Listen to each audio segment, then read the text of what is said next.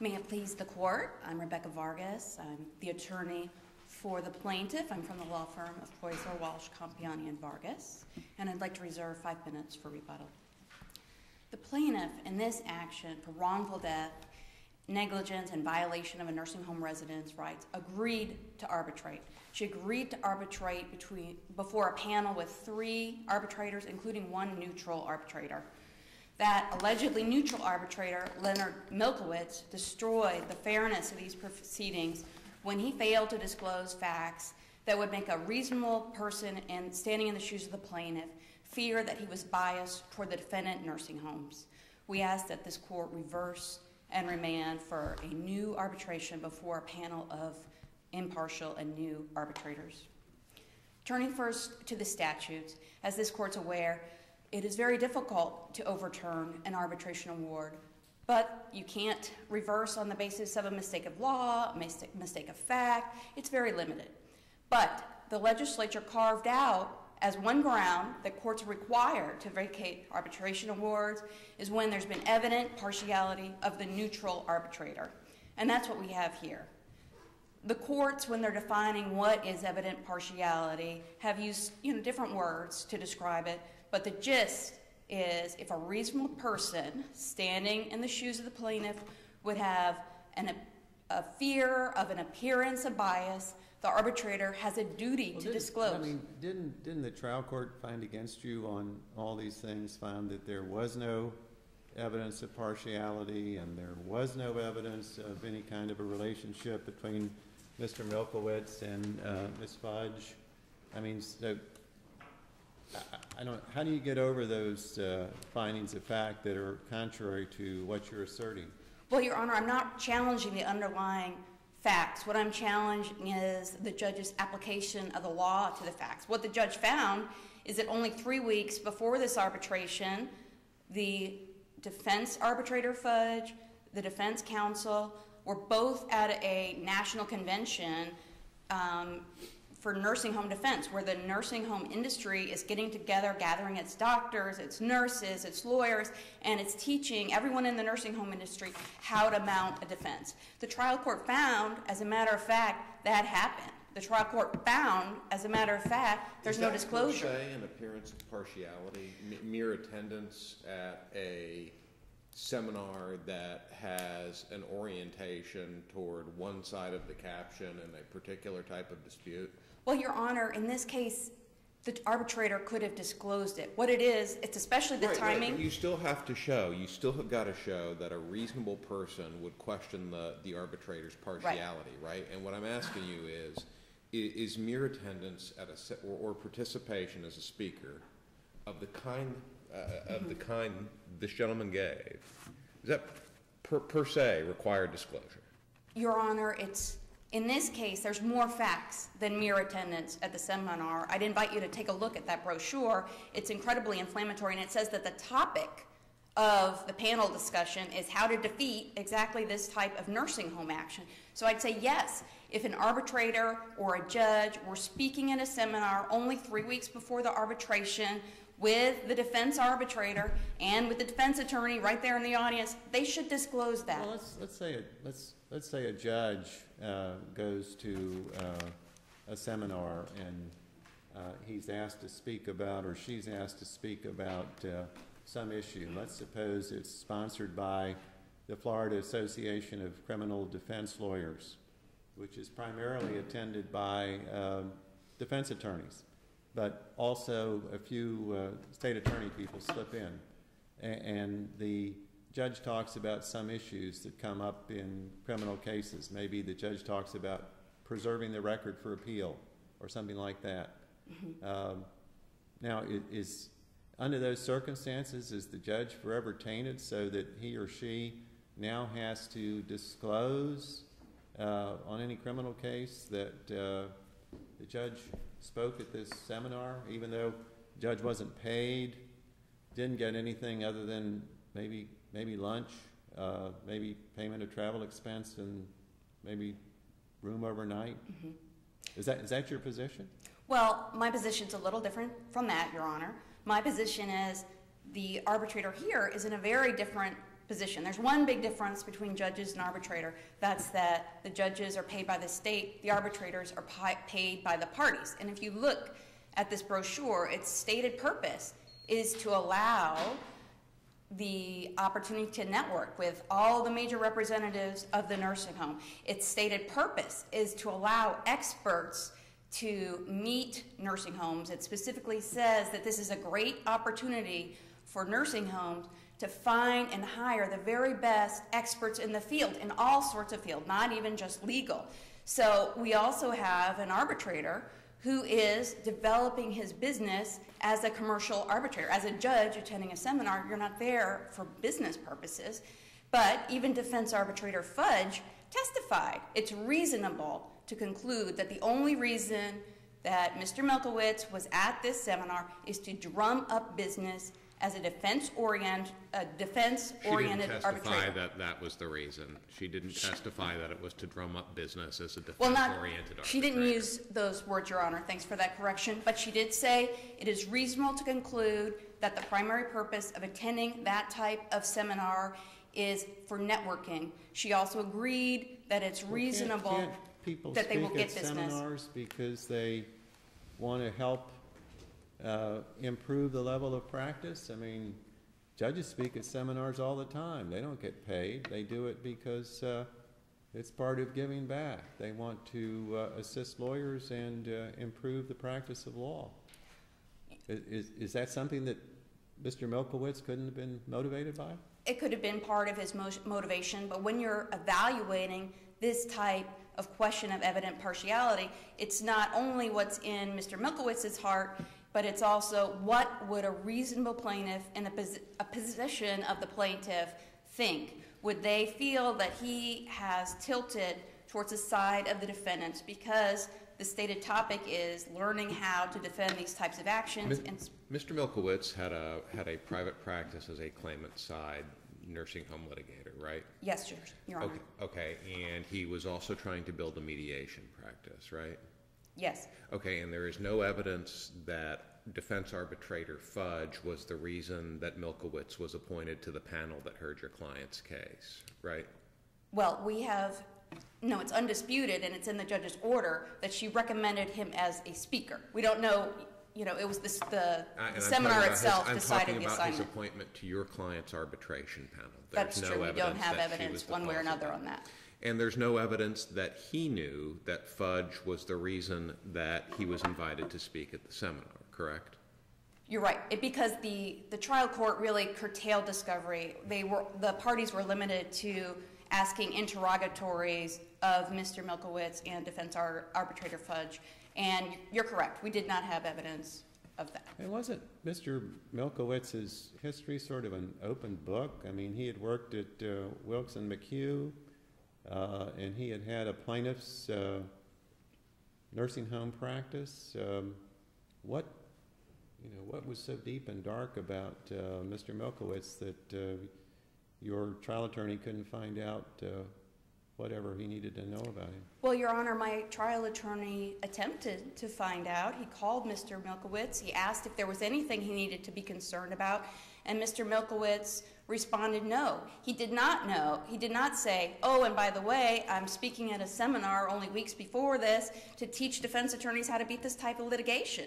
If he had disclosed that... Was there any evidence that was what he was there to teach, though? I mean, the testimony from, and I'm going to blank on her name, but from the defense arbitrator, lawyers, Ms. Fudge. Ms. Fudge at the evidentiary hearing was that he was kind of fulfilling the role that the judge would on the judge panel. What's helpful, what's not, that kind of thing. So I don't see any evidence here that he was actively engaged in teaching lawyers how to beat nursing home litigations. He was there, as near as I can tell, in kind of what are neutrals looking for.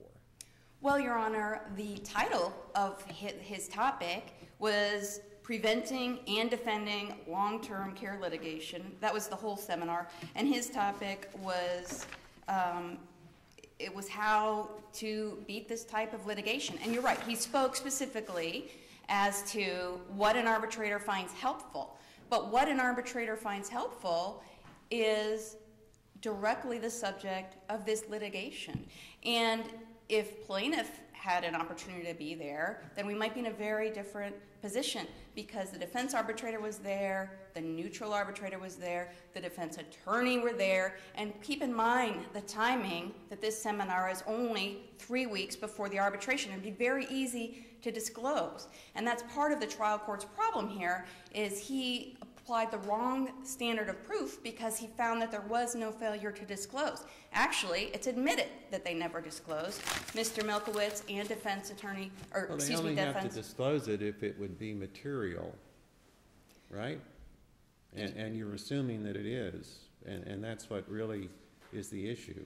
Well, you do have the duty to disclose if there would be a reasonable appearance of impartiality.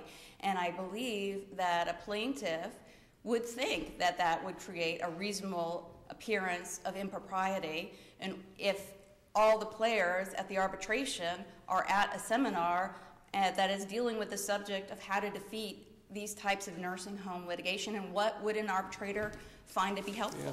Yeah, but defeating the claims was not apparently the purpose of Mr. Milkowitz's presentation. He was talking about something different, which was what's important to an arbitrator. How can you best make a presentation to an arbitrator? It was sort of improve the practice type of stuff, not let's stick the knife to the plaintiffs.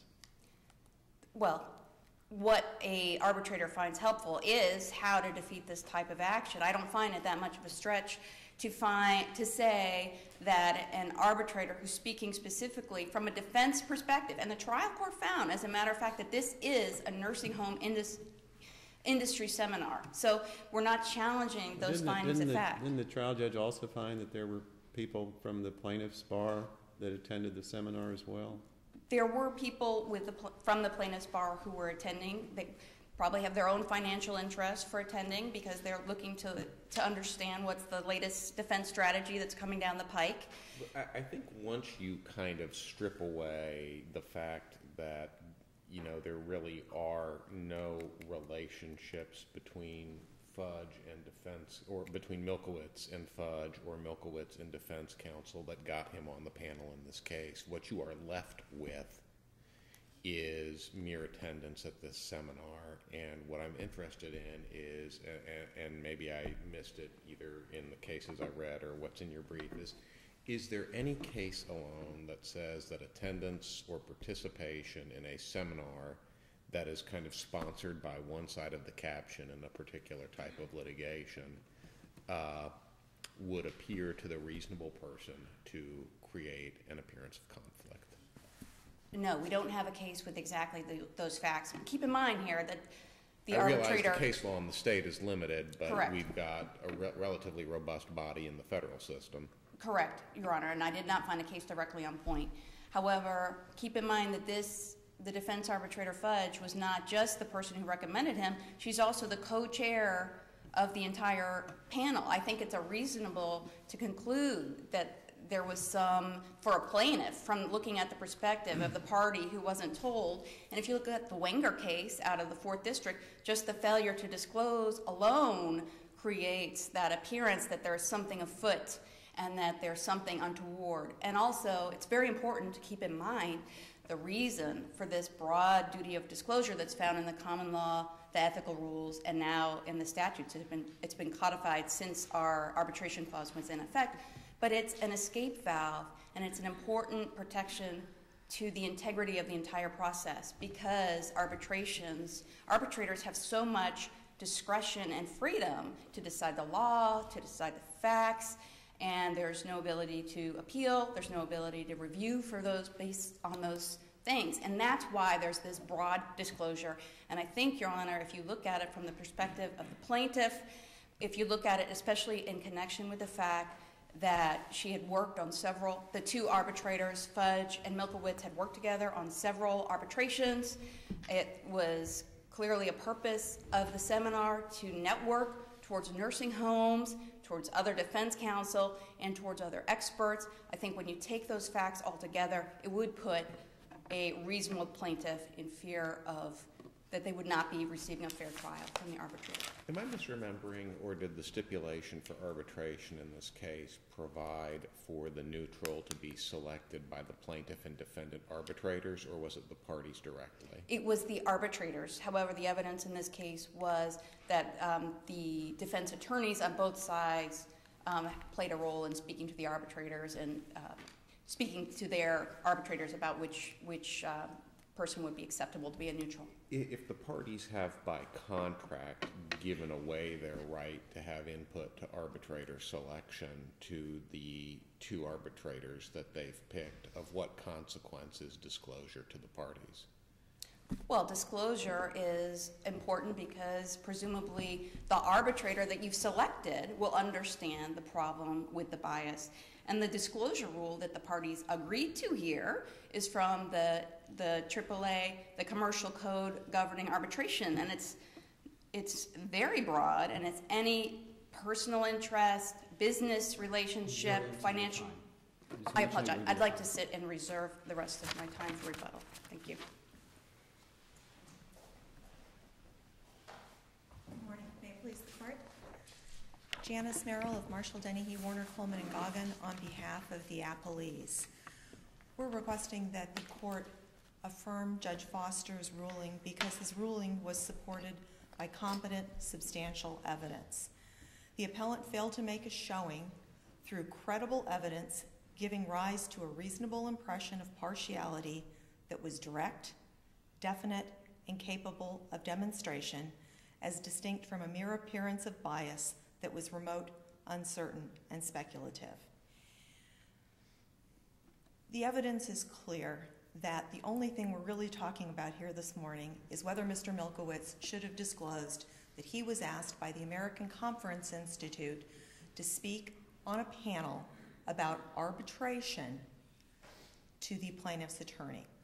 We know from Mr. Milkowitz's answers to interrogatories that Mr. Milkowitz spoke with plaintiff's trial counsel, Mr. Fenster, on 2 occasions prior to Mr. Fenster's agreement to use Mr. Milkowitz as the neutral third. And as the court has correctly observed, Mr. Milkowitz has a background representing plaintiffs in nursing home litigations, not doing defense work.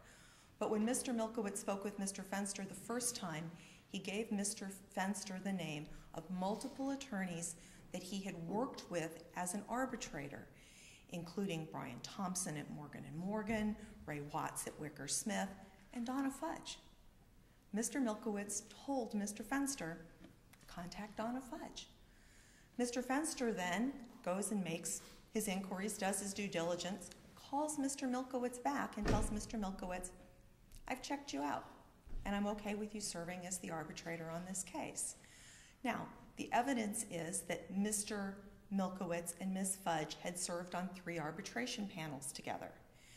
In 2011, Mr. Milkowitz served on 17 arbitration panels, only 3 of which Ms. Fudge was the arbitrator. Ms. Fudge testified at the evidentiary hearing before Judge Foster, and Mrs. Fudge's testimony, which is uncontroverted, is that she has no social or personal relationship with Mr. Milkowitz. It's a professional relationship at best, that there's no business relationship between the 2 of them, and that no money has ever changed hands. Ms. Fudge has never mediated with Mr. Milkowitz as the mediator. She, with respect to the American Conference Institute, she got a call from someone at the Conference Institute asking for someone who might be able to speak on arbitration, and she suggested Mr. Milkowitz. Yet Mr. Milkowitz made it clear that he didn't know who had suggested him. So there is no record evidence of any business relationship between Ms. Fudge and Mr. Milkowitz, which would have required disclosure. And if we look at the case law in the state of Florida as to when an arbitration award has been vacated based on a failure to disclose a relationship, in each one of those cases, you've got a situation where the neutral arbitrator had a substantial business or economic relationship with a party. And here we don't have a relationship with the party. There's no evidence that Mr. Milkowitz had ever represented or had any type of business relationship with the appellees in this case. but rather in the Gaines case, the arbitrator was an employee of one and had financial relationships or financial institution interest in the business of another party, and in that case, it was found that the arbitrator should have made disclosure. In International Insurance Company versus Schrager, the arbitrator was disqualified where he was pursuing a bad faith claim against the same insurance group as the appellant. And in Wenger, the arbitrator had continuing financial relationships with the appellee, which was State Farm. He'd done significant work for State Farm and derived significant income from State Farm. In this case, there's no evidence of any of that. So when we put aside the fact that there's no evidence of any business relationship between Mr. Milkowitz and Ms. Fudge, we're left with the fact that Mr. Milkowitz, like the panel who preceded him, a United States District Court judge from the Western District of Washington, the administrative judge, Judge Sickendick, and Judge Koloff from the Superior Court in Orange County, California, had given the presentation immediately preceding Ms. Fudge's and Mr. Milkowitz's presentation, where they talked about the view from the bench. The evidence is uncontroverted that the only thing Mr. Milkowitz spoke on was what an arbitrator finds beneficial. I believe Ms. Fudge testified that he said things like, it's helpful if you give us a binder with your materials, that the binder's tabbed so we can do our homework before we get there. And in fact, if you read the transcript from the evidentiary hearing in front of Judge Foster, it's clear that appellant's counsel did just that and delivered binders of materials to the arbitrator before the conference. There is a suggestion in the appellant's opening brief that Mr. Milkowitz spoke on how to defeat pressure ulcer claims, and there's absolutely no evidence to support that. Mr. Milkowitz spoke solely on what an arbitrator would find helpful. He did not address anything which was fact-specific to what occurred in the Askins case.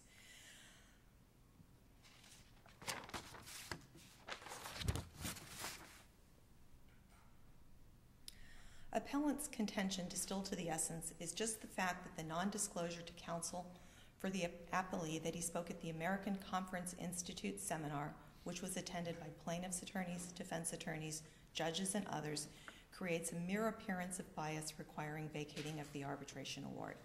And I would submit that the case law holds that the mere appearance is not sufficient.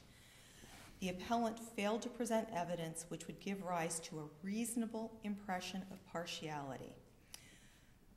The fact that he did not disclose the speaking engagement, even if it was just 3 weeks before the arbitration hearing, is not evidence that was direct, definite, and capable of demonstration.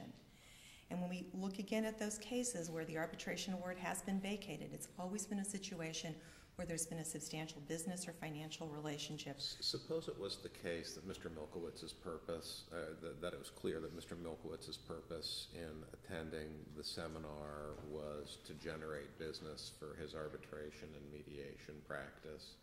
Would that change the analysis? And if not, why not?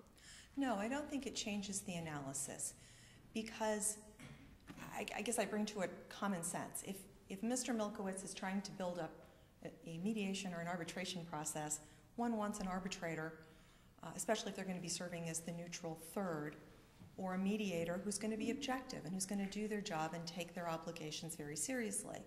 So if Mr. Milkowitz is in cahoots with Ms. Fudge and he's there to network and he's there to build up his arbitration process, if he gets a reputation of ruling solely for the defense, constantly siding with Ms. Fudge, he's going to put himself out of business pretty quickly. So I don't think it changes the analysis.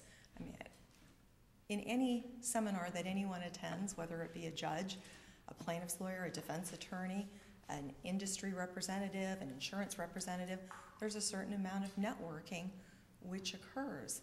And I don't think that that alone gives way to direct evidence or a reasonable impression of partiality.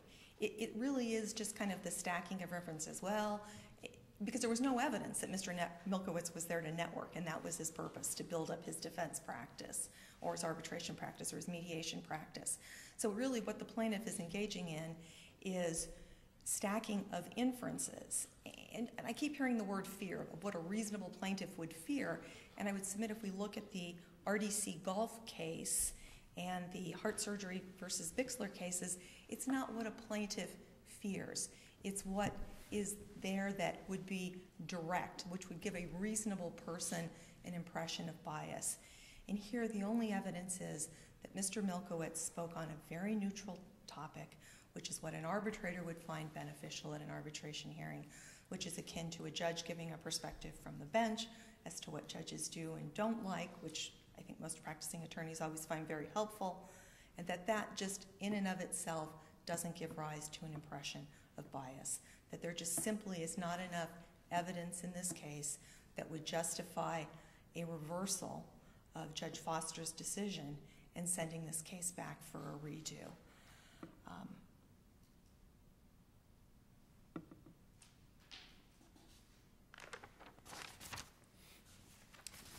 We know from the RDC case that there's a high degree of conclusiveness that attaches to an arbitration award.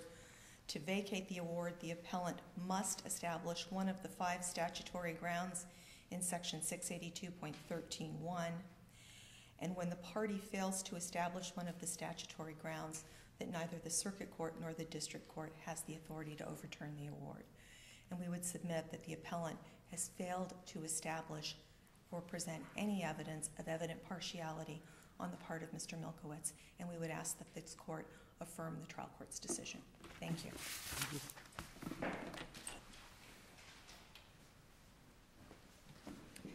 Thank you, Your Honor. A couple quick points. First, turning to the evidence that supports the conclusion that Mr. Milkowitz was at this defense industry convention to network. If you look at the record, pages 546 to 547, that's defense arbitrator's Fudge's testimony, where she agreed that it's always part of attending these conventions to network. She agreed attending a convention like this is a good place to pick up business. That's also emphasized by the brochure itself, which is included in our appendix at tab 2, the very first page.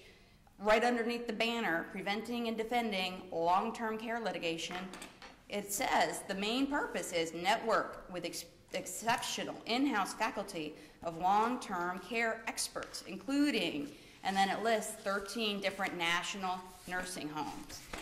The brochure also provides that many of our speakers and delegates use our conferences to recruit for new experts. In terms of trying to figure out now what Mr. Milkowitz's motive was for going to this seminar, isn't it the fact that he didn't testify at this hearing, so nobody asked him that, and we don't know what he would have said?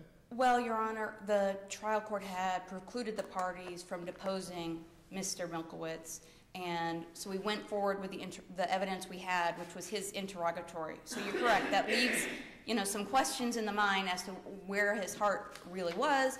But why did the trial court also preclude you from giving him a subpoena to attend the hearing?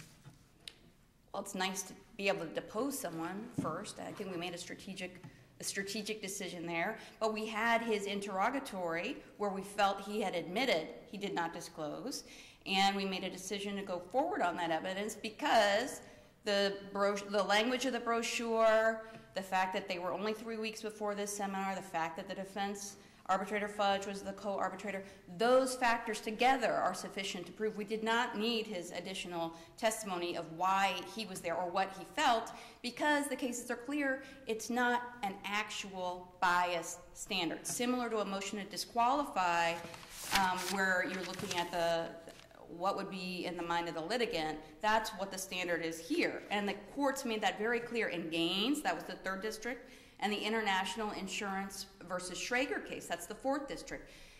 It's not a question of actual bias. It's appearance.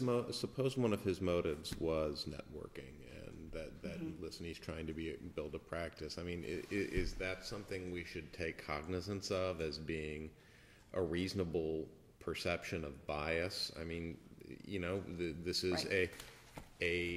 What I gather from the submissions and the testimony is that this is an area where expertise is important, and if you want to be known in a subject matter, you've got to be out there.